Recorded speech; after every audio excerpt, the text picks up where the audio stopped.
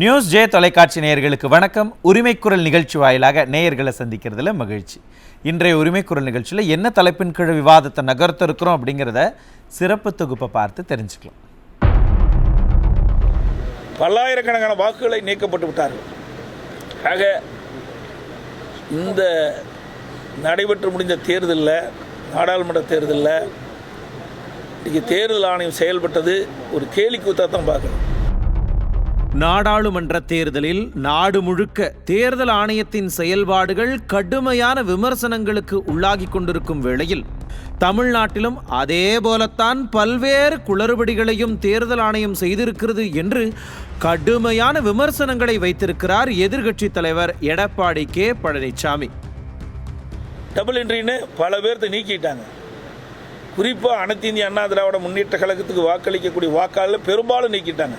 அது கோவை மாவட்டத்தில் பல ஆண்டுகளாக வசித்து வருகின்ற அவர்களுக்கு ஆதார் எண் இருக்குது, அதே வீட்டில் வசிக்கிறாங்க. அப்படிப்பட்ட வாக்காளர்கள் கூட டபுள் என்ட்ரி நீக்கியிருக்கிறாங்க. பல்லாயிரக்கணக்கான வாக்குகளை நீக்கப்பட்டு விட்டார்கள். அதிமுகவுக்கு வாக்களிக்கும் வாக்காளர்களை கரம் கட்டி லிஸ்டில் இருந்து நீக்கி இருக்கிறார்கள். பல்லாயிரக்கணக்கான வாக்காளர்களை தேர்தல் ஆணையம் நீக்கி இருப்பது பெரும் கேலிக்கூத்துத்தானே. அதைத்தான் புட்டு வைத்திருக்கிறார் புரட்சி தமிழர் எடப்பாடி கே பழனிசாமி. தேர்தல் முடிந்த உடனே ஒவ்வொரு நாடாளுமன்ற தொகுதியிலும் எவ்வளவு வாக்கு சதவீதம் நடைபெற்றது என்று அறிவிப்பாங்க. ஆனால் அதுலேயே மிகப்பெரிய குளறுபடியாக இருக்குது. இதுவரைக்கும் இப்படிப்பட்ட ஒரு நிலை ஏற்பட்டது கிடையாது. ஒவ்வொரு தேர்தலிலும் தேர்தல் முடிந்தவுடன் தேர்தல் ஆணையம் ஒவ்வொரு நாடாளுமன்ற தொகுதியிலும் இவ்வளவு வாக்குகள் பதிவானது என்ற விவரத்தை அறிவிப்பார்கள். ஆனால் இப்போ அறிவிப்பிலே பல குளறுபடி இருக்குது, பல்வேறு சந்தேகங்களை எழுப்பிட்டு இருக்குது. அதோடு அங்கங்கே இந்த தேர்தல் எண்ணும் மையங்களில் அடிக்கடி இந்த கேமரா, சிசிடிவி கேமரா இயங்காத போகுது. இதுவரைக்கும் இப்படிப்பட்ட நிலைமை வந்ததில்லை. இதற்கு முன்னால் தேர்தல் நடந்திருக்குது. வாக்கு எண்ணும் மையத்தில் அங்கங்கே பொருத்தப்பட்ட சிசிடிவி கேமரா முழுமையாக இயங்கியது, எந்த தடையும் இல்லாமல். ஆனால் இந்த ஆட்சியிலும் சரி, இந்த தேர்தல் ஆணையமும் என்ன செய்யுதுன்றே தெரியல. வாக்குப்பதிவு எவ்வளவு என்று அறிவிப்பதில் கூட இவ்வளவு குளறுபடிகள் ஏன் என்று சந்தேகத்தை எல்லாம் கிளப்பியிருக்கிறார். இத்தோடு சேர்ந்து வாக்கு எண்ணும் மையங்களில் சிசிடிவி கேமராக்கள் முறையாக இயங்கவில்லை என்ற குற்றச்சாட்டையும் அடுக்கியிருக்கிறார். ஜனநாயகத்தின் மாண்பை காக்க வேண்டிய தேர்தல் ஆணையம் என்ன செய்ய வேண்டும்? நியாயமான முறையில் தன் பணியை செய்ய வேண்டும் அல்லவா? ஆனால் அதையெல்லாம் விட்டுவிட்டு இப்படி குளறுபடிகளின் கூடாரமாக இருப்பது ஏன் என்ற கேள்வி எழுவது நியாயம்தானே? ஆளும் திமுகவுக்கு எதிராக தேர்தல் ஆணையத்தில் கொடுக்கப்பட்ட எந்த புகார்களையும் துளியும் கண்டுகொள்ளவில்லை தேர்தல் ஆணையம். இன்னும் சொல்ல போனால் ஆளும் திமுகவின் பண பட்டுவாடாவை தடுக்க துரும்பை கூட கிள்ளி போடவில்லை. தாம்பரத்தில் பிடிபட்ட 4 கோடி ரூபாய் பாஜக எம்எல்ஏ நயினார் நாகேந்திரனுக்கு சொந்தமானதா என்ற பேச்சு எழுந்தபோது கூட அதை அப்படியே அசால்ட்டாக கடந்து போயிருக்கிறது இந்த தேர்தல் ஆணையம். வாக்காளர் அடையாள அட்டைகளை வைத்திருந்தும் வாக்களிக்காமல் திரும்பியவர்கள் எத்தனை பேர்? வாக்காளர் பட்டியலிலிருந்து பெயர் நீக்கம் செய்யப்பட்டவர்கள் எத்தனை பேர்? இந்த 2 கேள்விகளுக்கும் பொதுமக்கள் அறிந்து கொள்ளும் வகையில் பதிலளிக்க வேண்டிய கடமை தேர்தல் ஆணையத்திற்கு இருக்கிறது தானே. இந்த முறை நடந்தது போன்று எந்த காலத்திலும் ஏற்பட்டது இல்லை. ஒட்டுமொத்தமாக தேர்தல் ஆணையம் சொதப்பி இருக்கிறது. வாக்குப்பதிவு முடிந்த பிறகு வெளியிடப்பட்ட வாக்கு சதவீதத்துக்கும் பின்னர் அறிவிக்கப்பட்ட சதவீதத்துக்கும் வித்தியாசம் இருக்கும்போது தேர்தல் ஆணையம் செயல்பட்டதா இல்லையா என்றொரு கேள்வி எழுகிறதே. தேர்தல் ஆணையத்தின் செயல்பாடுகள் கேலி கூத்து என்ற எதிர்க்கட்சி தலைவரின் குற்றச்சாட்டுக்கு என்ன சொல்ல போகிறது தேர்தல் ஆணையம்? அதிமுகவின் கோரிக்கைக்கு விடை கிடைக்குமா? திருப்தி அளித்ததா தேர்தல் ஆணையத்தின் செயல்பாடுகள்? தேர்தல் ஆணையத்தின் செயல்பாடுகள் சர்ச்சைக்குள்ளாவது ஏன் என்பன போன்ற பல்வேறு கேள்விகளுக்கு விடை தேடுகிறது இன்றைய நியூஸ் ஜே உரிமைக்குரல் நிகழ்ச்சி. இன்றைய உரிமை குரல் நிகழ்ச்சியில் தேர்தல் ஆணையத்தினுடைய செயல்பாடுகள் கேலி கூத்தானது அப்படின்னு தேர்தல் ஆணையத்தினுடைய செயல்பாடுகளை பற்றி விமர்சித்திருக்கிறார் எதிர்க்கட்சித் தலைவர் எடப்பாடி கே பழனிசாமி. தேர்தல் ஆணையத்தின் செயல்பாடுகள் சர்ச்சைக்குள்ளாவது ஏன் அப்படிங்கிற அந்த கேள்விக்கு தான் விடை தேட இருக்கிறோம். கருத்துரையாளர்களை அறிமுகம் செய்து விடுகிறேன்.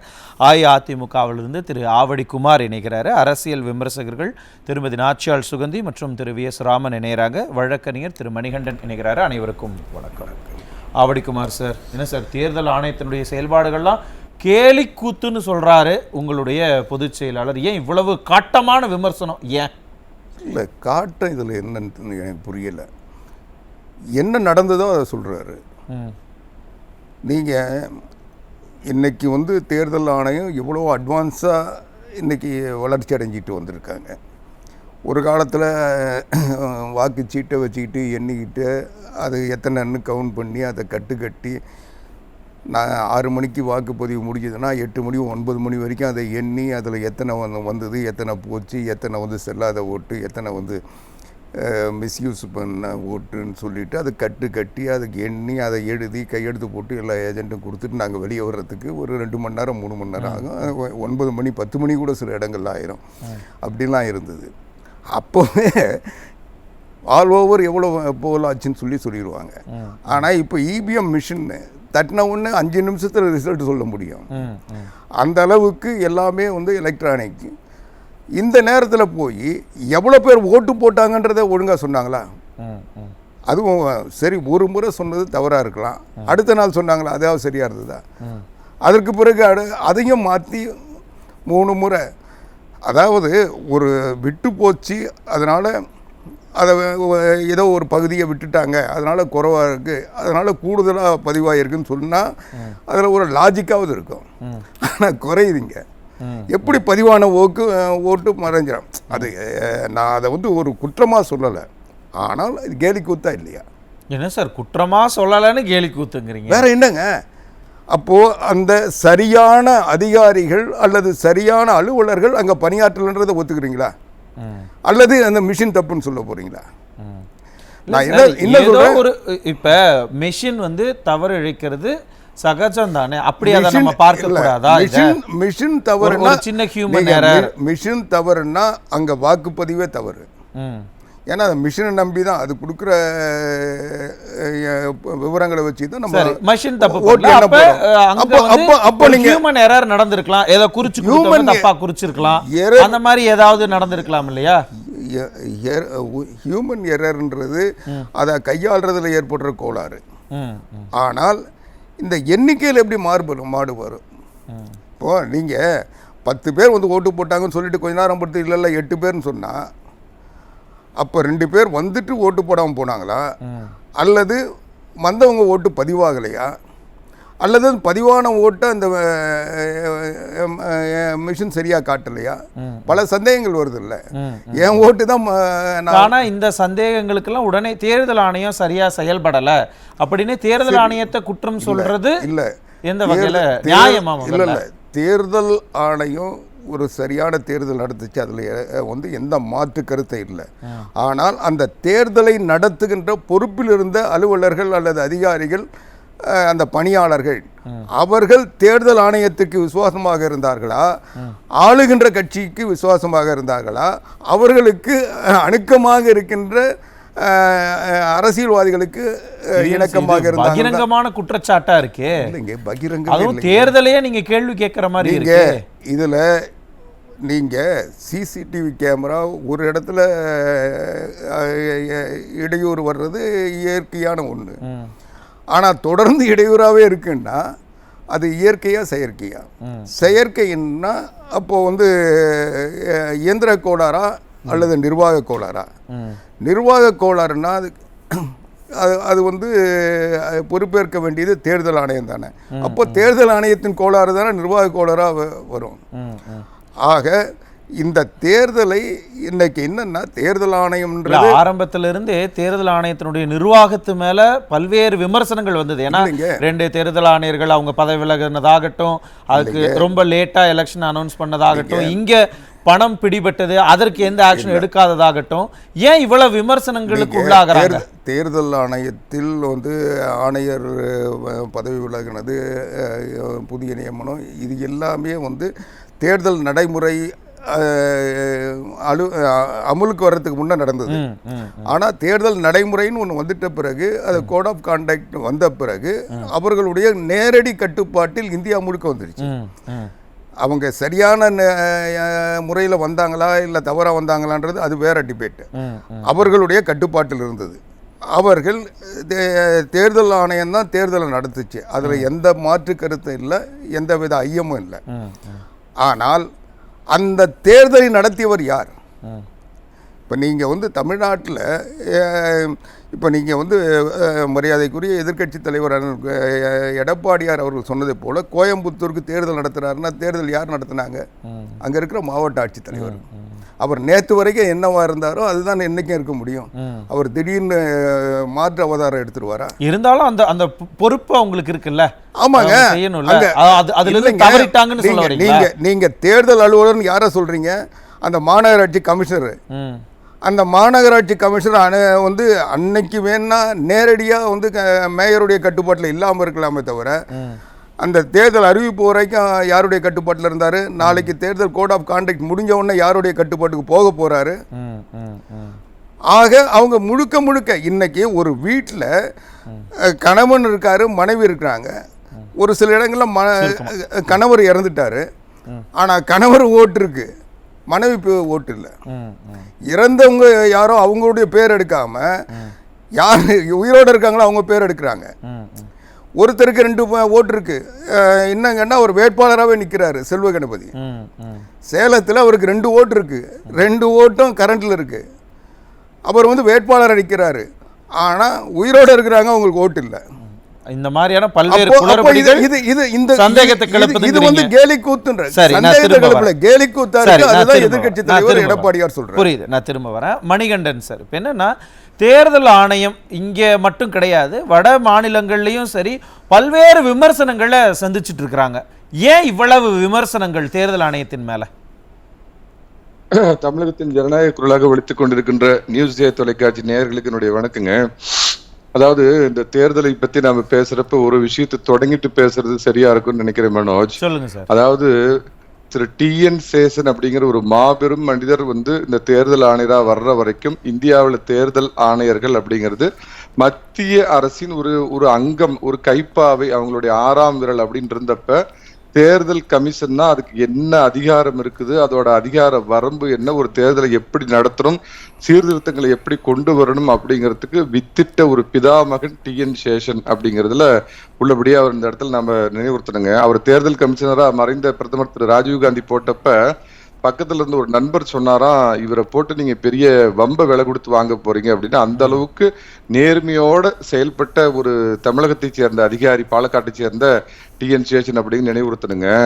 அதே மாதிரிங்க ஏன் சார் இந்த இடத்துல இந்த நினைவுறுத்தல்கள் எல்லாம் எதனால? அவரு அதாவது கிரிக்கெட் அப்படின்னா நீங்க இந்தியாவில் வந்து பாத்தீங்கன்னா கவாஸ்கர், கபில் தேவ், அதுக்கப்புறம் சச்சின் டெண்டுல்கர், இவங்க எப்படி ஒரு தவிர்க்கப்பட எத்தனையோ பிளேயர்ஸ் அதுக்கப்புறம் வந்தாலும் இவங்க தவிர்க்கப்பட முடியாத பெயரோ இந்திய தேர்தல் ஆணையம் அப்படின்னு சொன்னா அதுக்கு ஒரு பெஞ்ச் மார்க், இப்படித்தான் ஒரு தேர்தல் ஆணையர் இருக்க வேண்டும் அப்படிங்கிறதுக்கு ஒரு வித்திட்டவர் அப்படிங்கிற இடத்துல நான் அவரை நினைவுறுத்துறேன். எப்படி இப்ப தேசத்தை பத்தி பேசுறதுன்னா மகாத்மா காந்தியை பத்தி நம்ம பேசுறோமோ அந்த மாதிரி இதுல சொல்றேன்.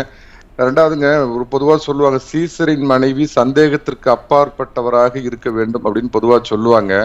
தேர்தல் காலம் ஆரம்பத்தில் 1950 நடந்தப்ப நான் எல்லாம் கேள்விப்பட்டது, அப்ப ஆரஞ்சு பொட்டி, மஞ்சள் பொட்டி, நீல பொட்டின்னு 3 பொட்டி இருக்குமா. அப்பெல்லாம் வேட்பாளர்களை ஐயாவுக்கு நல்லா தெரியும், ஆவடிக்குமாருக்கு அபேட்சகர்கள்னு சொல்லுவாங்களாம்.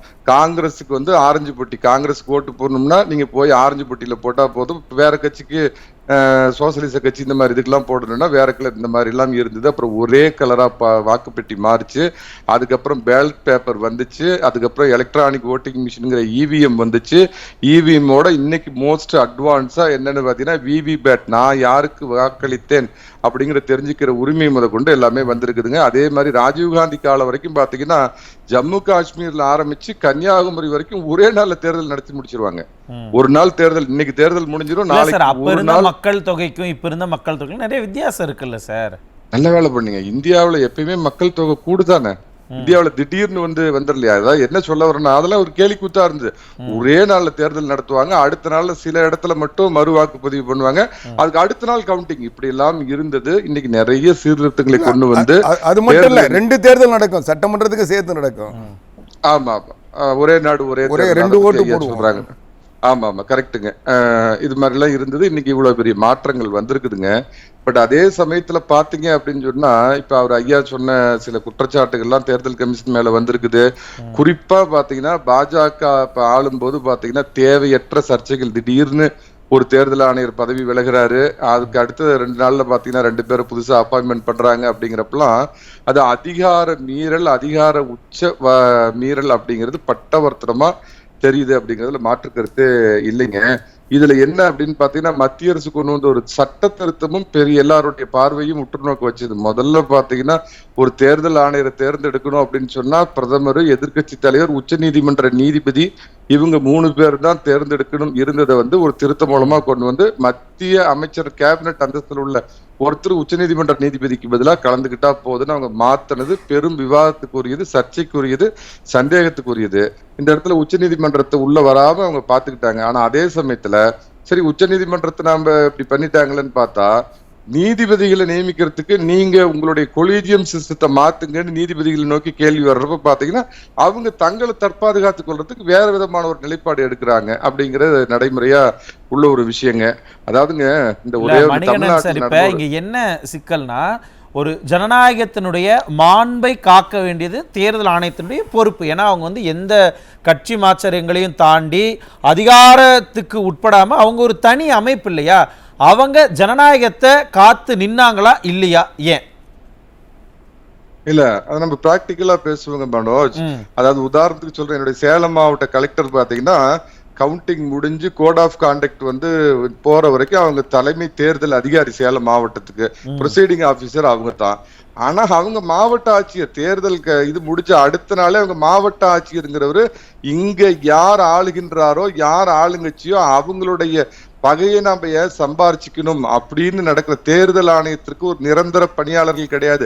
டெல்லி நிர்வாசன் சதன்ல உள்ளவங்களை தவிர, சில மாநிலங்களை தவிர அவங்களுக்கு ஒரு நிரந்தரமான இது கிடையாது. அந்தந்த மாநிலத்துல உள்ள ரெவென்யூ பிளஸ் ஆசிரியர்களை வச்சுதான், டிபார்ட்மெண்ட்டை வச்சுதான் அவங்க தேர்தல் நடத்துறாங்க. அப்படிங்கிறது தான் உள்ள நடைமுறை. அப்ப என்ன நடக்குதுன்னா, உதாரணத்துக்கு வச்சுக்க, வெஸ்ட் பெங்கால்ல மம்தாவை நம்ம பகச்சிக்கணுமா அப்படிங்கிற தேர்தல் அதிகாரி நினைப்பாங்க. தமிழகத்துல ஸ்டாலினை பகச்சுக்கிட்டா என்ன ஆகுமோ அப்படிங்கிற பயம் இருக்கும். இந்த பயத்தினால ஒண்ணு சொல்றேங்க, ஒரு வருவாய்ங்கன்னு நினைக்கிறேன். அதாவது ராசா அவர்கள் கார்ல போறாருங்க நீலகிரி தொகுதிக்கு. அவங்க தொடர்ந்து பார்த்தா எல்லாம் பெட்டி பெட்டியா அதுக்குள்ள இருக்குது. ராசா அப்படி ஒரு கண்ணை இப்படி பாக்குறாரு, நம்ம உடனே மூடிட்டு க்ளோஸ் பண்ணிட்டு ஒண்ணு இல்ல போங்க அப்படின்னா, அந்த இடத்துல ராசாவை பார்த்து அவங்க பயப்படுறாங்க.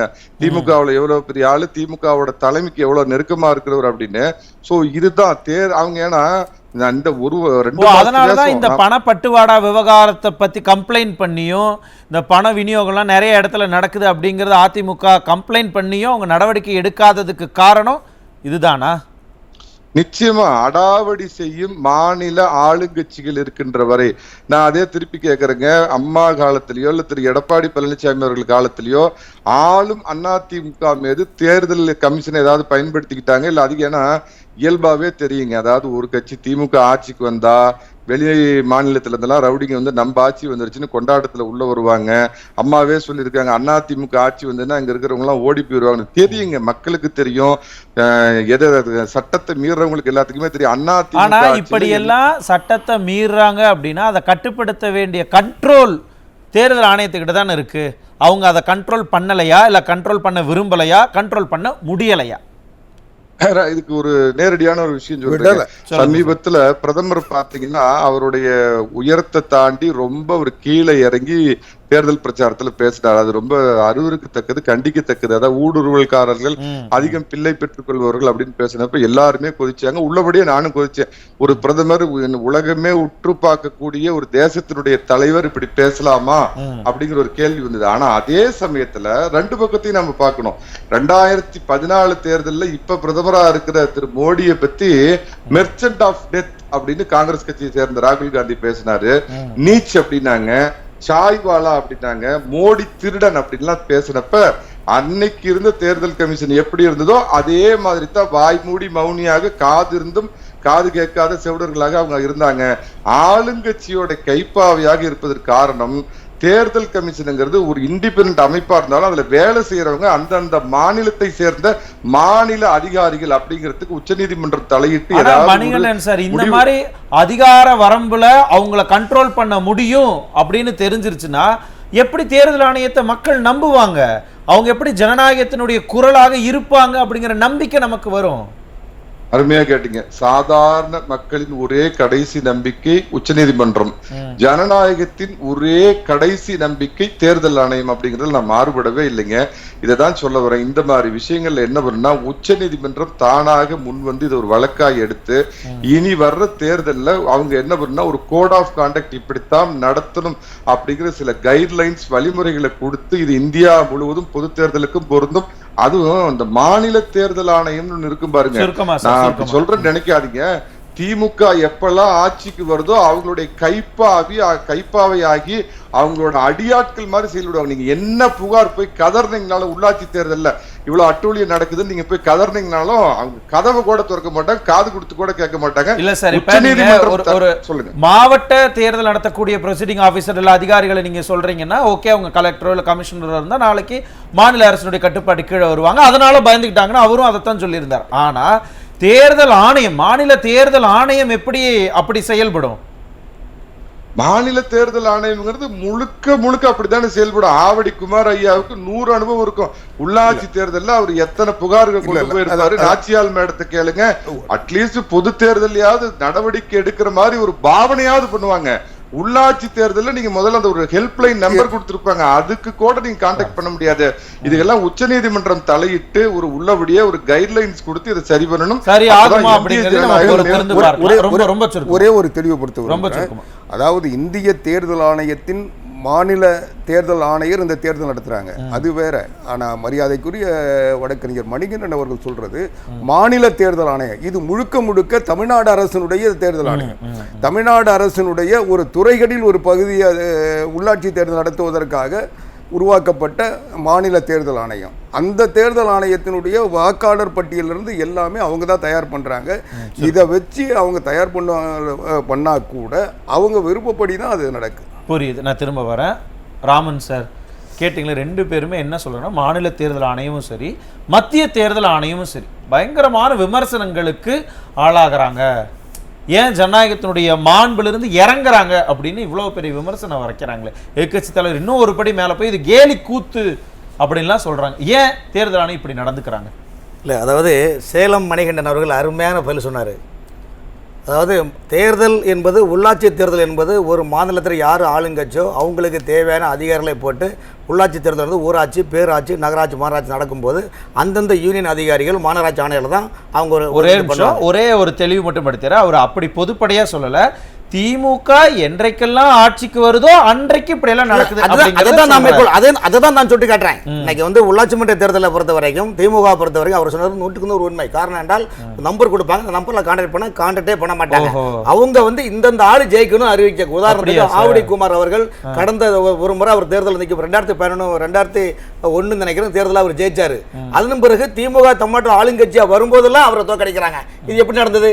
அந்த முனிசிபாலிட்டி கமிஷனர்ட்ட சொல்லிடுவாங்க ஆவடிக்கு மேல தோக்கடிச்சிருக்காங்க. அப்ப மத்தியில பாஜக இருக்கும் பொழுதும் மத்திய தேர்தல் ஆணையத்தை நீங்க கையில வச்சுக்கிட்டு இப்படித்தான் பண்ணுவீங்களா அப்படிங்கிற ஒரு சந்தேகம் வருமா? நான் சொல்றது மாநில உள்ளாட்சி தேர்தல் மட்டும் தான் நான் மேற்கோள் காட்டுறேன். நான் இப்ப பேசுறது மாநில உள்ளாட்சி தேர்தல் பத்தி அல்ல. உதாரணத்தை சொல்றேன். ஒரு நிமிஷங்க, நீங்க சொல்றதுல லாஜிக் இல்ல. என்னன்னா மத்திய தேர்தல் ஆணையமா இருந்தாலும் மாநில அதிகாரிகள் தான் அதை இயக்குபவர்கள், நடத்துபவர்கள். அதனால மத்திய அரசு நேரடியாக அதுல தலையிட முடியாது. இந்த அதிகாரிகளை இந்த ஒரு குற்றச்சாட்டை வைக்கும் பொழுது ஆனா நீங்க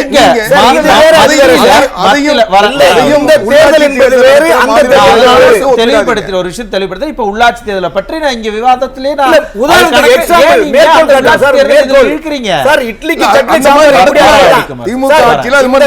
இட்லிக்கு சட்னி சாம்பார் எப்படியோ அது மாதிரி சைடிஸ்ட் மாதிரி தான் சைடிஸ்ட் தான் அதை மேற்கோள் காட்டுறோம். நீங்க சட்டமன்ற தேர்தலும் நாடாளுமன்ற தேர்தலும் எதுக்கு என்ன சைடிஸ்ட் என்ன இது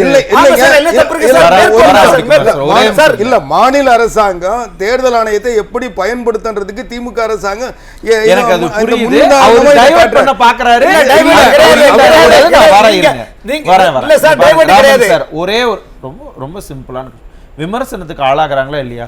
தேர்தல் அறிவிக்கிறதுக்கு முன்னாடியே ஒருத்தர் வந்து ரிசைன் பண்ணிட்டு போறாரு, அதுக்கப்புறம் லேட்டாக தான் அறிவிக்கிறாங்க, இப்போ வரும் அப்படின்னு சொல்லி அந்த பேனலையே அவர் வந்து விமர்சனத்துக்குள்ளாக்குனாரு மணிகண்டன் சார். தேர்தல் எத்தனையோ விமர்சனங்கள், எத்தனையோ கொஸ்டின். ஒன்றும் இல்லை, பிரதமரினுடைய பேச்சு, பாஜகவினுடைய பிரச்சாரங்கள் வெறுப்பு பிரச்சாரமா இருக்குன்னு கம்ப்ளைண்ட் பண்றாங்க. No action. ஏன் சார்? விமர்சனம் என்பது மூக்குன்னு தும்மல் இருக்க தான் செய்யும். மனிதனுக்கு பிரச்சனை உண்டு, இல்லாவிட்டால் கோயிலுக்கு எது அர்ச்சனை. அதே போல நீங்க வந்து அவங்க அவங்களோட விருப்பம் சார். அதற்காக ஒரு ஆட்சி மீது ஒரு மத்திய அரசு ஒருதலைபட்சமாக செயல்படுகிறாங்க. ஒருதலைபட்சமா, அதாவது இந்த தேர்தலை பொறுத்தவரைக்கும் இப்போ கோயம்புத்தூர்ல வந்து நம்முடைய மாண்புமிகு எதிர்க்கட்சி தலைவர்கள் எடப்பாடி பழனிசாமி அவர்கள் சொன்னாங்க, எங்க கட்சி தொண்டர்களுடைய ஓட்டு அங்க கிடையாதுன்னு சொல்றாங்க. இதே கோரிக்கை தான் தேர்தல் அன்னைக்கு ஓட்டு நடக்கிற அன்னைக்கும் பாஜக அண்ணாமலையும் குற்றம் சொன்னார், கோயம்புத்தூர்ல ஓட்டே காணல. இது எப்படி நடந்ததுனால் நன்றாக புரிஞ்சு 3 ஆண்டு காலம் 4 ஆண்டுகள் நடக்க போகுது. நடவடிக்கை எடுக்கிறதுக்கு கம்ப்ளைண்ட் நீங்க கொடுக்கல. ஐயா, இந்த தேர்தல் என்பது நாடாளுமன்ற தேர்தல், சட்டமன்ற தேர்தல், உள்ளாட்சி மன்ற தேர்தல் என்பது இந்த ஓட்டுகளை விடுபட்டவர்களை சேர்ப்பது, இணைப்பது எல்லாமே அந்தந்த மாநகராட்சியினுடைய வருவாய்த்துறை அதிகாரிகள் தான் சார். Bill collector, அசஸர். இப்ப நீங்க ஒரே தலைவர் இப்போ ஒரு கம்ப்ளைண்ட் பண்ணதுக்கு பிறகு இவ்வளவு நீங்க சொல்றீங்கல்ல, ஏன் இது முன்னாடியே நீங்க கம்ப்ளைண்ட் பண்ணல? கம்ப்ளைண்ட் ஒரு விஷயம் சார், தேர்தல் முடிஞ்ச ஒரு விஷயம்.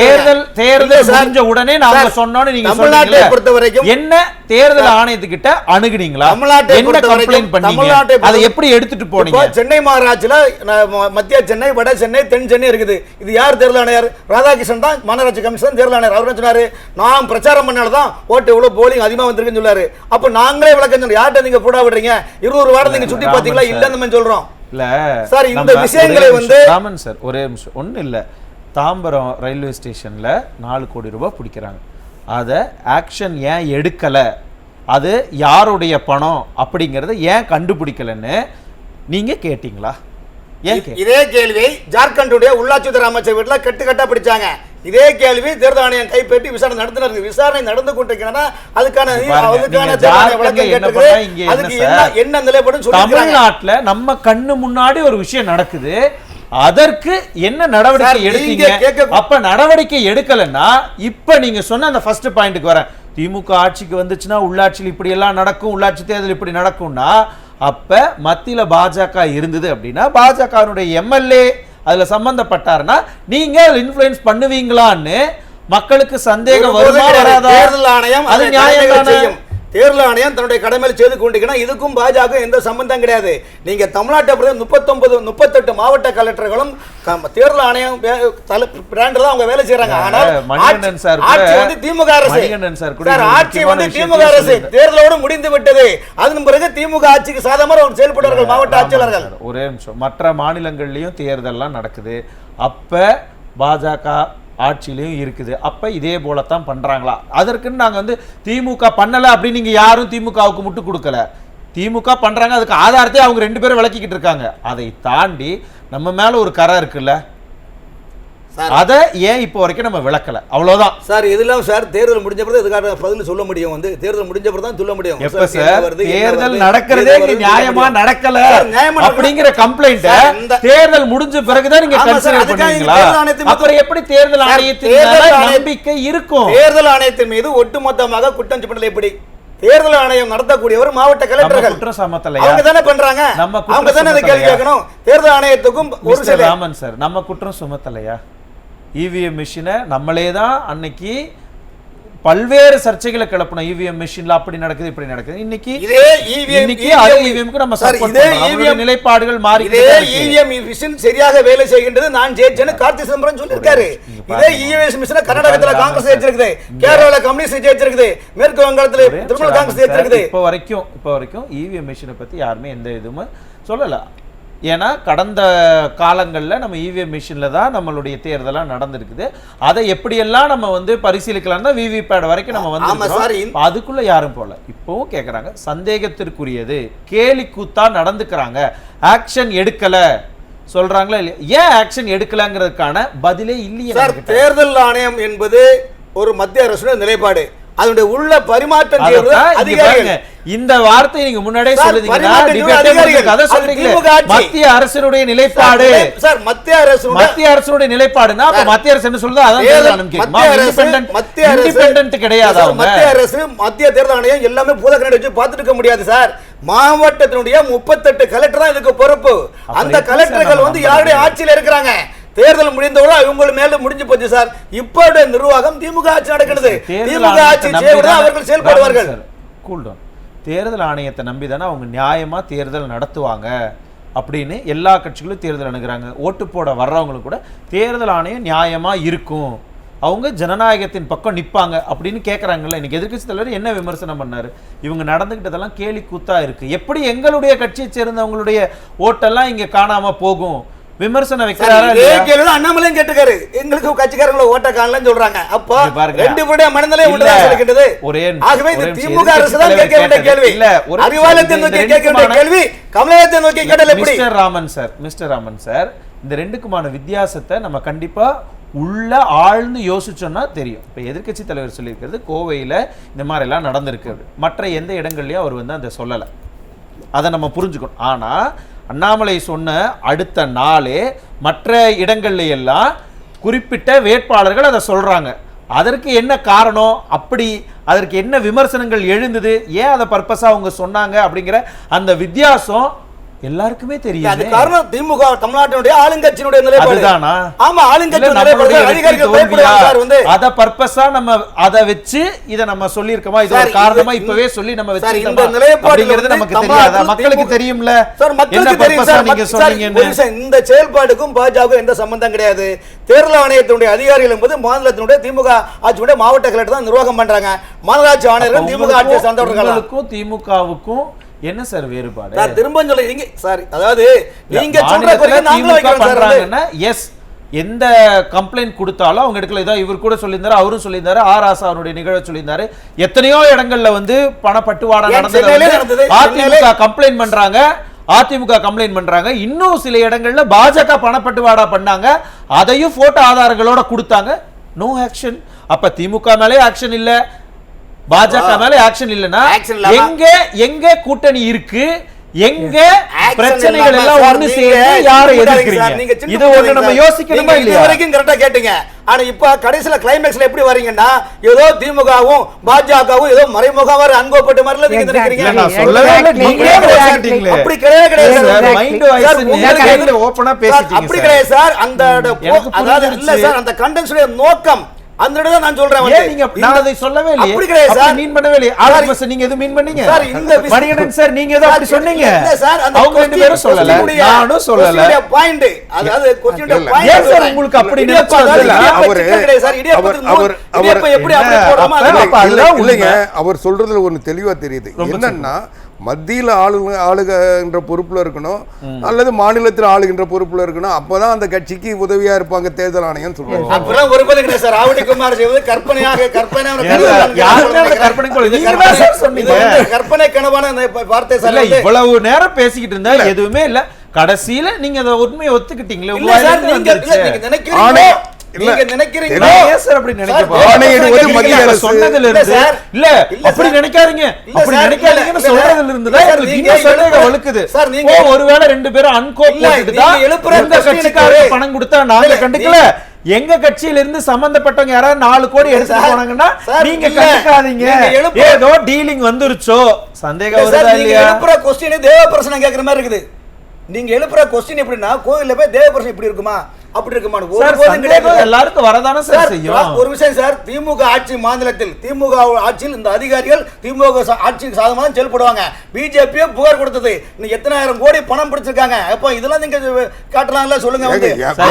இவ்வளவு சொல்றீங்கல்ல, தேர்தல் ஆணையத்தை எதிர்த்து ஏன் தேர்தல் ஆணையம் இவ்வளவு பேரை நீக்குனாங்கன்னு மத்திய அரசு தானே. நம்ம ஏன் ஸ்டபான கேள்வி கேட்கல?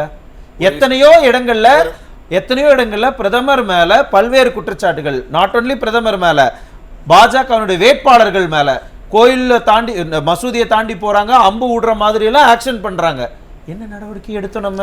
ஆனா பாஜக வேட்பாளர்களுக்கு எதிராக இருக்கிறவங்க, ஈவன் கங்கனா ரணாவத்துக்கு எதிராக நிக்கிறவங்க மேலாம் நம்ம ஆக்ஷன் எடுக்கிறோம். அப்ப இதையெல்லாம் பார்க்கும் பொழுது சந்தேகம் இன்னும் வலுக்குதா? இல்ல சார், சந்தேகம் நீங்க கூட்டி கழிச்சு எங்க வரீங்கன்னு அதுவும் தெரியுது சார். வந்து நீங்க கூட்டி கழிச்சு எங்க அதுல பாயிண்ட்டுக்கு வரீங்கன்னு தெரியுது சார். வந்து அந்த தேர்தல் விஷயத்தை பொறுத்தவரையிலும் மாநில அரசினுடைய அதிகாரம் தான் இதுக்கு காரணமே தவிர சொல்லவே இல்ல. நீங்களாவே சொல்லி நீங்களாவே அதுக்கு பதில் சொல்றீங்க. ஒவ்வொரு என்னுடைய வேலையை எளிமையாக்குனதுக்கு மிக்க நன்றி. ஒவ்வொரு கொஸ்டினும் பல அதிர்வலைகளை எழுப்புகின்றன. உங்களுடைய ஒவ்வொரு கொஸ்டினும் பாத்தீங்கன்னா பல அதிர்வுகளை எழுப்புகின்றன. மக்களுடைய மனசுல அப்படிதான் சரி எழுது. அதுக்கு விளக்கம் தான் கேக்குறேன். அதுக்கு விளக்கம் தேர்தல் விஷயத்துல அதிமுக அறியாமையிலிருந்து வெளியில வந்து பிஜேபியும் வர இருங்க, நான் திரும்ப வரேங்க. நாச்சியால் சொல்லுங்க, ஏன் தேர்தல் ஆணையம் விமர்சனத்துக்கு உள்ளாகுது? அவங்க இண்டிபெண்டன்ட் பாடி தானே, அவங்க சுதந்திரமா செயல்படணும், அவங்க நியாயமா இருப்பாங்கங்கிற ஒரு நம்பிக்கையில தானே நம்ம இந்த ஜனநாயக திருவிழாவையே அணுகிறோம். ஆனா ஏன் இவ்வளவு விமர்சனங்களுக்கு உள்ளாகுது? மத்திய தேர்தல் ஆணையம் வந்தாலும் சரி, ஸ்டேட் எலெக்ஷன் கமிஷன் ரெண்டுமே வந்து என்னென்னா யாருடைய கட்டுப்பாட்டில் அவங்க இயங்குறாங்க அப்படின்னு நீங்கள் நம்ம வந்து சொல்லிக்கலாம். பேப்பரில் வந்து அது வந்து லீகலி இண்டிபெண்ட் பாடி, சரிங்களா? ஆனால் ப்ராக்டிக்கலாக அப்படி பார்த்தீங்க அப்படின்னீங்கன்னா அது யார் ஆட்சியில் இருந்தாலும் அது வந்து இண்டிபெண்ட் பாடியாக இருப்பதற்கான வாய்ப்புகள் வந்து தான். அந்த எவ்வளோ தூரம் அது வேரி ஆகுது அப்படிங்கிறது தான் மேட்டர். இப்போ நீங்கள் பார்த்தீங்கன்னா, இப்போ இவர்கள் கொண்டு வந்த அந்த சட்ட திருத்தம் இருக்கு இல்லையா, மத்திய அரசு கொண்டு வந்தது, யார் வந்து இவர்களை நியமனம் செய்வது அப்படிங்கிறது. இப்போ பாஜகங்கிற ஒரு கட்சி இருக்கு இல்லையா, பாஜகவும் சரி, மத்தியில் பாஜகவும், இங்கே தமிழகத்தில் திமுகவும், இந்த இரண்டு கட்சிகளுமே ஜனநாயகத்தின் மீது எப்போதும் நம்பிக்கை இல்லாத கட்சி. இப்போ பாஜக இந்த 10 வருஷம் என்ன பண்ணியிருக்குது, ஜனநாயகத்தை, அரசியலமைப்பு சட்டத்தை எப்படியெல்லாம் வந்து குலைக்க முடியும், அது எப்படியெல்லாம் வந்து அதோட அடிப்படையவே கெடுக்க முடியும் அப்படிங்கிறதுக்கான விஷயங்களை தான் ஒரு கூட்டத்தொடர் அப்படின்னா, அந்த ஒரு கூட்டத்தொடரில் 25 மசோதா 30 மசோதாலாம் அது ஈஸியாக பாஸ் பண்ணும். ஒரு மசோதாவை அவங்க சட்டமாக்குறது அப்படிங்கிறதே ஒரு குரல் வாக்கெடுப்பு, ஜஸ்ட் 30 செகண்டுக்குள்ள சட்டமெல்லாம் பாஸ் ஆயிருக்கு. அப்படிங்கிறது ஜனநாயகத்தை நம்புகின்ற எந்த நாட்டிலுமே நடைபெறாத ஒரு நடைமுறை. ஏன்னா இவங்க குரல் வாக்கெடுப்புல நடத்துறேன் அப்படிம்பாங்க.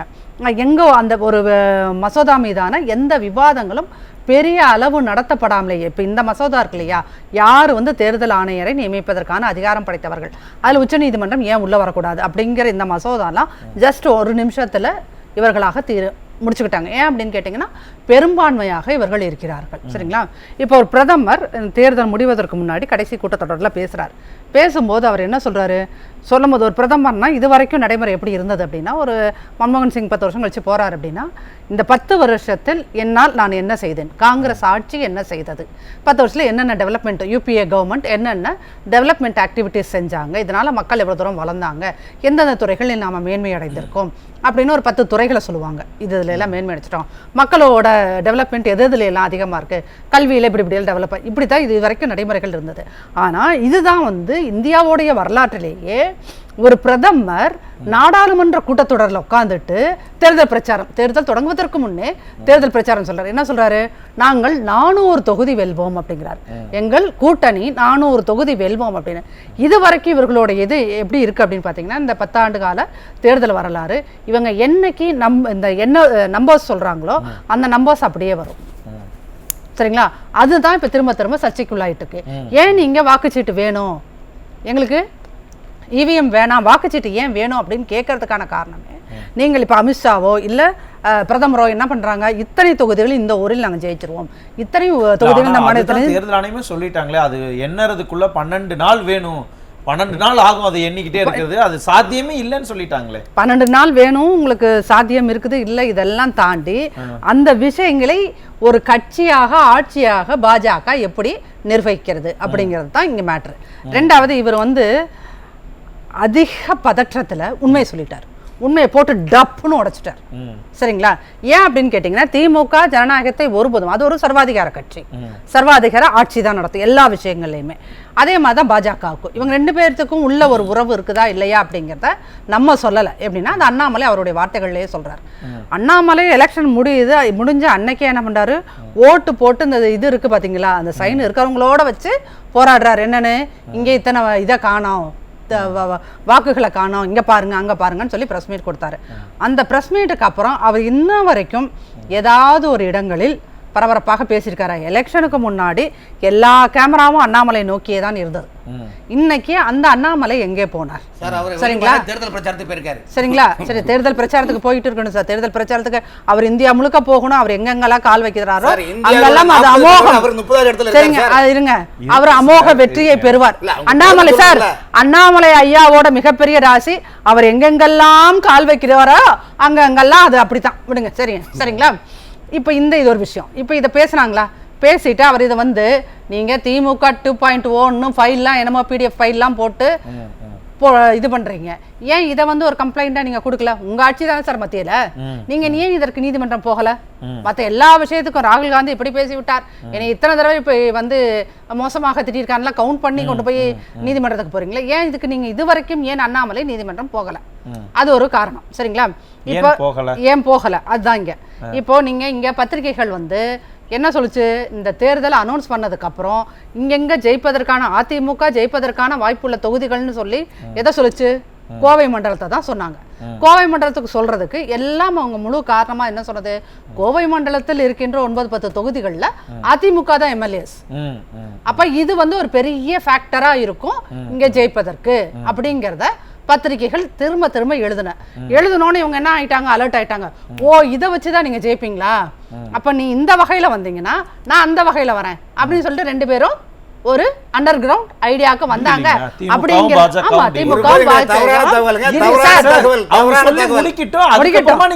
நீங்க தான் சார், அதாவது நானாவது லைட்டா அப்படி சொல்லிட்டு டச் பண்ணிட்டு போலான்னு இருந்தேன். நீங்க தான் என்ன பண்ணீங்க, ஆமா இது இப்படித்தான் நடந்துச்சு அப்படின்றதுக்கு எனக்கு பாயிண்ட் எடுத்து கொடுத்து மனோஜ் வேலையை ஈஸியாக்குனீங்க. என்னோட நான் நிறைய வார்த்தைகளை செலவழிக்காம நீங்க உதவுனீங்க.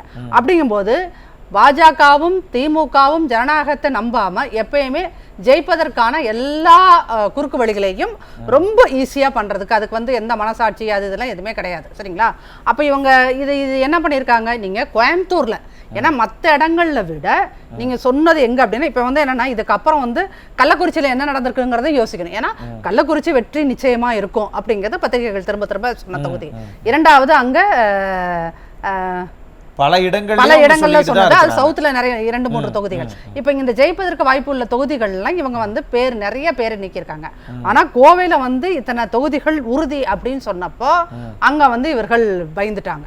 பயந்தோட தான், ஏன்னா 2வது இடத்தில் நாங்க தான் வருவோம்னு நீங்க ஒரு 4 மாசமா 5 மாசமா தேர்தல் முன்னாடி தொடங்குனதுல இருந்து அப்ப உங்களுக்கு ஒரு நிர்பந்தம் இருக்கு. உங்களுக்கு உங்க தலைமை சொல்லிருக்கு நீங்க 2வது இடத்துக்கு எப்படியாவது வெற்றி பெறும்போது சொல்லுங்க. சரிங்களா? இருங்க சார், பாருங்க சார், ஏன் சார் பதறீங்க? பேசுங்க. இல்ல நீங்க பேசும்போது ரொம்ப டீசன்ட்டா அமைதியா பாஜக மீது பல விமர்சனங்களை முன்வைக்கும்போது சார் ஒரு கட்சியில விமர்சனங்கள் வரத்தான் செய்யும் சார், அது எதிர்கொள்ளணுமா இல்லையா? அதாவது 2%ல இருந்து 3% ஓட் பேங்க் இருக்கிற ஒரு கட்சி, அதுவும் ஒரு நாடாளுமன்ற தேர்தலில் உடனே அது 2ஆம் இடத்துக்கு வருவது என்பது வாய்ப்பு இருக்குதா? இங்க இருக்க பத்திரிகைகளும் கோவிநாதர் கேட்டார் போல். அப்ப இவங்க எல்லாருமே மீடியாவும் உங்க கையில எடுத்துக்கிட்டு அங்க ஒரு செட்டப் டிராமாவை நீங்க உருவாக்குனீங்க, 2ஆம் இடம் வந்துரும் இடமா. ஆனா பிராக்டிகலா பார்க்கும்போது அதற்கான சின்ன வழி கூட தெரியல. ஒரு சின்ன வழி கூட தெரியாதப்பதான் நீங்க என்ன பண்ணீங்க, வாங்க நம்ம 2 பேரும் அதிமுக 2வது இடத்துக்கு வந்து விட்டால் அது திமுகவுக்கும் தலைவலி, பாஜகவுக்கும் தலைவலி. அப்ப என்ன பண்றாங்க, வாங்க நம்ம 2 பேரும், ஏன்னா இவங்களுக்குள்ள அண்டர் கிரவுண்ட்ல நிறைய டீலிங் இருக்கு, அதுல 10 டீலிங்ல 11வது டீலிங்க இதையும் போட்டுப்போம். போட்டுட்டு நம்ம என்ன பண்ணணுமா, எப்படி செஞ்சுட்டு நாங்க பாக்குற மாதிரி பாத்துக்கறோம் அப்படினா, அதான் நீ அடிக்கிற மாதிரி அடி, நான் அழற மாதிரி அழறேன், கம்ப்ளைன்ட் கொடுத்தாலும் நம்ம பேசுற மாதிரி பேசிப்போம். எந்த எலெக்ஷன்லயுமே இல்லாத அளவுக்கு இந்த தேர்தல்ல தான் இந்த மாதிரி எல்லாம் நடக்குது அப்படின்னு எதிர்க்கட்சி தலைவர் இன்னொரு குற்றச்சாட்டையும் வைத்திருக்கிறார். ஏன் இந்த எலெக்ஷன்ல மட்டும் இந்த மாதிரி எல்லாம் நடக்குது? ஏன்னா முன்னாடியே ஆவடிக்குமார் சார் சொன்னாரு, இந்த என்னென்ன இது எலெக்ஷன் எவ்வளவு போலிங் ஆயிருக்கு அப்படிங்கறது கூட ஒரு தேர்தல் ஆணையத்தினால சொல்ல முடியல.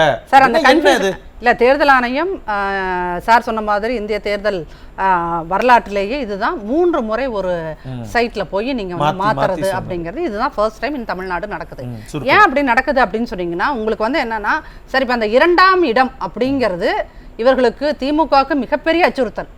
உங்களுக்கு எங்களுக்கு ஓட் பேங்க் ரொம்ப சமமா தான் இருக்குது அப்படிங்கிறது நிரூபணம் ஆயிட்டா 26ல அதிமுக தான் அந்த இடத்தை பிடித்து விடும், ஆளும் கட்சியாகிவிடும் அப்படிங்கிறது உறுதி செய்யப்பட்டு விடும். அப்ப 26இன் வெற்றி 24லே உறுதி செய்யப்பட்டுருச்சுன்னா என்ன ஆகிறது? அப்ப அந்த பயத்துல தான் இவங்க வந்து குறிப்பாக கோவை மண்டலத்தை நம்ம வந்து லூஸ் பண்ணணும், அந்த இடத்த வந்து நம்ம எப்படியாவது டார்கெட் பண்ணுங்கிறதுக்கான ஒரு 26 எலெக்ஷனுடைய முன்னோட்டமாக இது இருந்திர கூடாது ரொம்ப கவனமா இருந்திருக்காங்க. அதுல 2 பேரும் சேர்ந்து இருக்காங்க. ஆனா இந்த இடத்துல ஒரே நிமிஷம் சார் பேசுகிறார். கற்பனை என்றாலும் கற்சிலை என்றாலும் கந்தனே உன்னை மறவேல் என்ற ஒரு நிலைப்பாடுல பேசுகிறார். பாட்டு பாடலாம். இப்படி ஒரு அபாண்டமா போய் சொல்லலாமா சொல்லுங்க? அது எப்படிங்க இப்படி அபகாண்டமா போய் கூடவே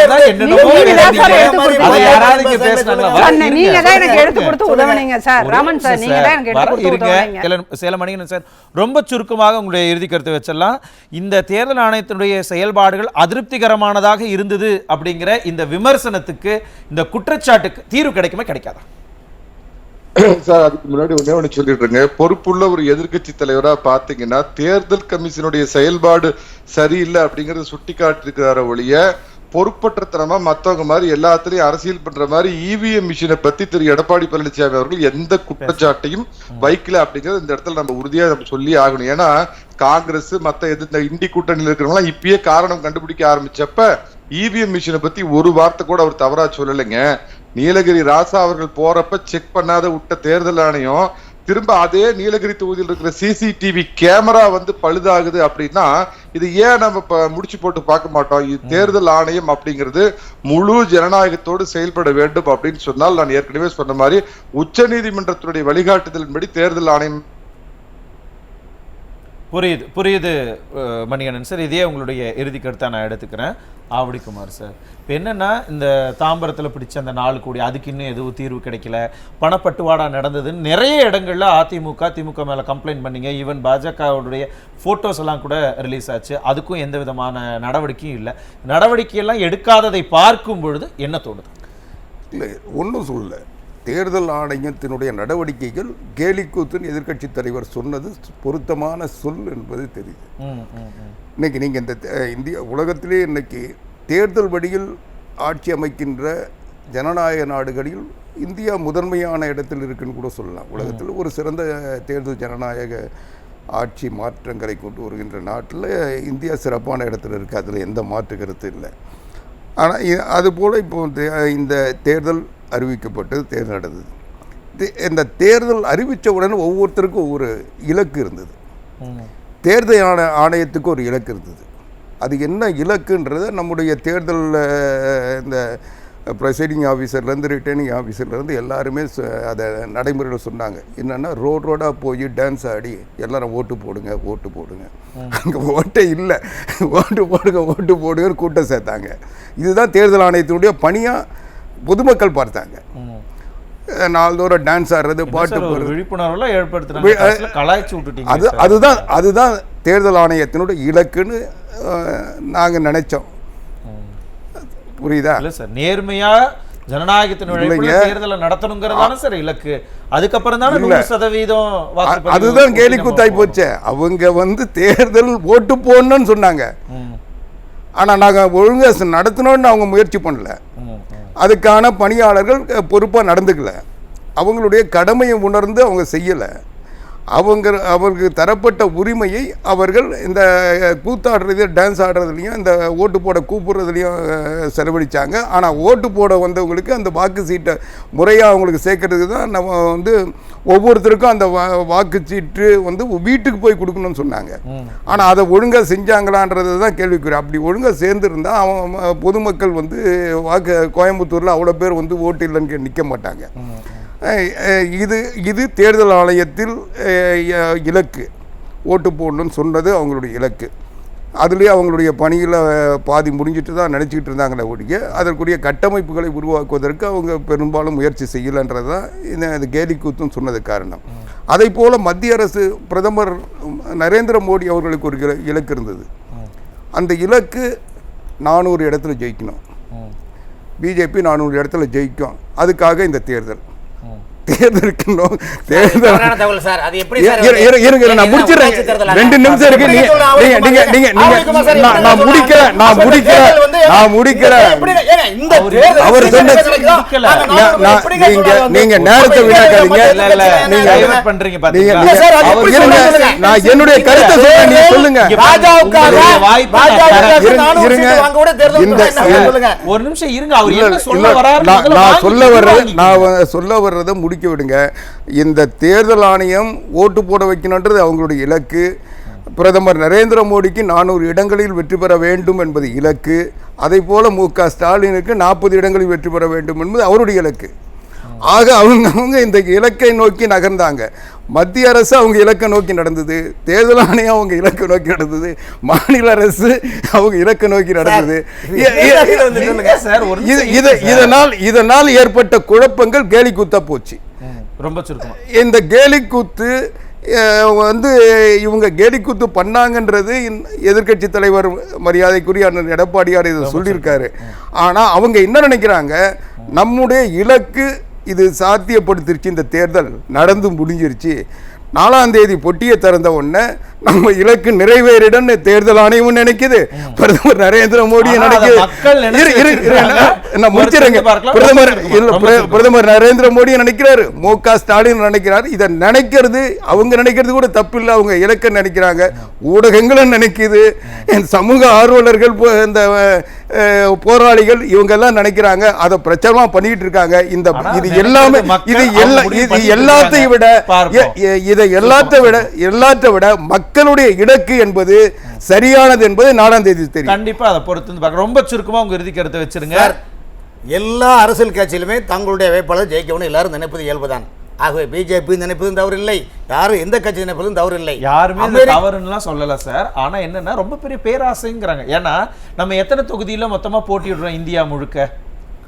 ஏங்க எத்தனை தொகுதியில நம்ம போட்டிடுறோம், நம்ம எத்தனை தொகுதியில வின் பண்ணுவோம்னு நம்ம டார்கெட் ஃபிக்ஸ் பண்ணிருக்கோம். அதாவது அப்ப போட்டியிட்ட இடங்கள் எல்லாத்துலயும் நம்ம வின் பண்ணிடுவோம். அந்த கான்ஃபிடென்ட் போகாத ஊருக்கு வழி தேடக்கூடிய காங்கிரஸே நான் ஆட்சிக்கு வர நினைக்கும் போது 10 ஆண்டு காலம் ஆட்சியில் இருந்த பாஜக நினைப்புல என்ன தவறு? இப்போ வரைக்கும் எத்தனை இடம் நம்மளுடைய டார்கெட்டுங்கிறதுக்குள்ளே நம்ம வரலையே. வெறுமனே 400 அததான் இவங்களுக்கு சந்தேகம் வருது. 400 வந்துட்டோம் இல்ல ராமன் சார், 450 வரைக்கும் வந்துட்டாரு. 400 வந்துட்டோம். இந்தியா முழுக்க நம்ம எத்தனை இடத்துல நிக்கிறோம்? அதாவது மெஜாரிட்டி வரக்கூடிய அளவுல நிக்கிறோம் சார். வந்து சார் இந்த தேர்தல் இடத்துல நம்ம நிக்கிறோம்னு கூட நமக்கு ஒரு தெளிவு இல்ல. 7 கட்ட தேர்தல் ஆனா மெஜாரிட்டி வரும். ஆனா பிரதமர் அத சொல்லலையே, மெஜாரிட்டின்னு சொல்லலையே, 400 அதத்தான் இவங்க சந்தேகத்தை கிளப்பல. ஆட்சிக்கு வருவோம் சொல்றது 400 என்ன சொல்றாங்க? அங்கதான் தேர்தல் ஆணையமும் சந்தேகம்.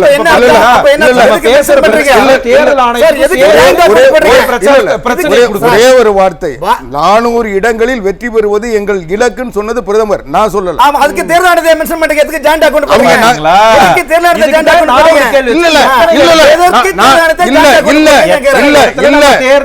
போடுங்க. இல்ல ராமன் சார், நான் ஜாயின் பண்ணல, நீங்க தான் ஜாயின் பண்றீங்க. நான் பிரதமருடைய இலக்கை தான் சொன்னேன் சார். நீங்க பட்டை திட்டத்துடைய நோக்கம், பட்டை திட்டத்துடைய இடத்தின் நோக்கம் தான் சொல்றேன். 2 இடத்துலயுமே மைண்ட் வாய்ஸ்ன்னு எல்லாத்தையும் உண்மையை வளரிட்டீங்க. அதுல சார் நீங்க அப்படி, அதாவது இது ஈர பேனாக்கு பேனா பெருமாளாக்காதீங்க சார். இல்லங்க,